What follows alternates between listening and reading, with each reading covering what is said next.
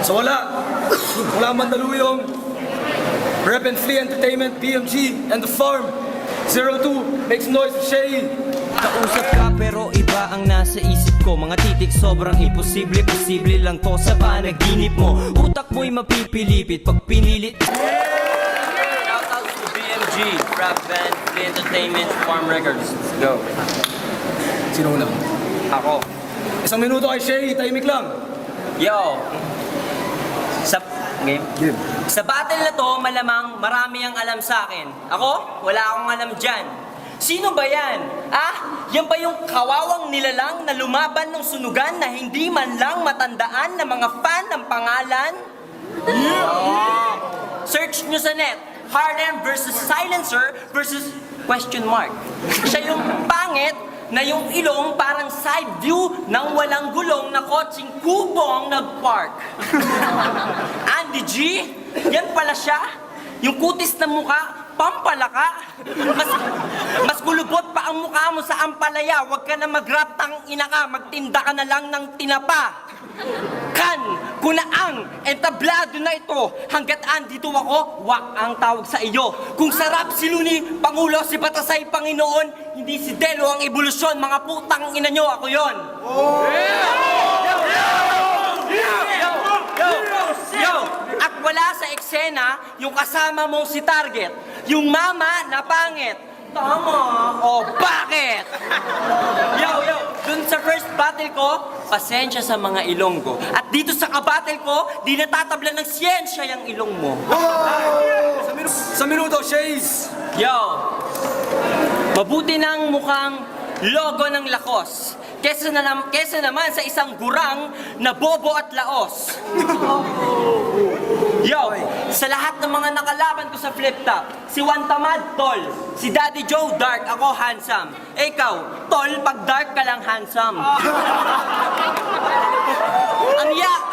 Ang yabang ko, sino ba si Shaggy? Yung pogi. Idol, the best ka, tol. Si Andy G, baboy, kolesterol.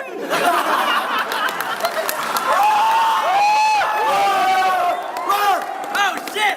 Tarantado! Hindi ka tatanggapin ng mga taong edukado. Bawal ka sa puso ng tao. Ang laki ng suso mo, gago.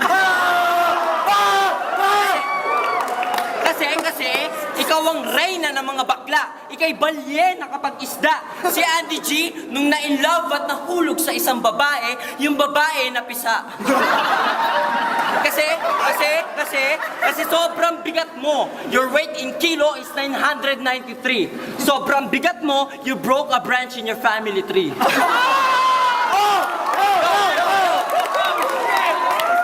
Yo, at sa dyaryo, may nabasa akong sulit na kwento. Andy G, sobrang taba, nag-iiwan ng footprint sa semento. Yo. At, kinakabahan na siya, your face is pale, lechon rapper. May tumungtong siya sa digital weighing scale, ang lumabas, cellphone number. Pero teka, kanang paa pa lang yon. Tangina, ang galing, dude, sinama kaliwa. Ako ay namangha, ang lumabas to be continued. Yo. Sa minuto, Shay. Tangina mo, puro ka baba. Tignan mo nga yung ilong mo, parang suso ng bata.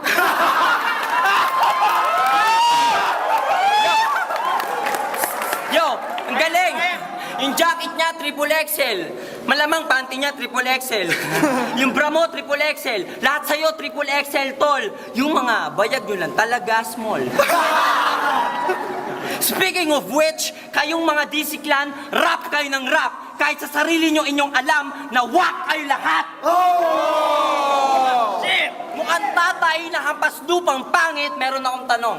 Kung mamamatay ka bukas, bakit di pa ngayon? Para naman matuwa yung tatay mong nakakulong at maluwag na ang tumbong. Para matuwa yung nanay mong malaki ang suso pero walang utong. Lane. At para sa araw na to, mabawasan ng mga puta. Pete, pag kayo nag-rap, binabato ng bote. Ang kaibahan, pag ako nag-rap, lahat na papaputa. Pwede.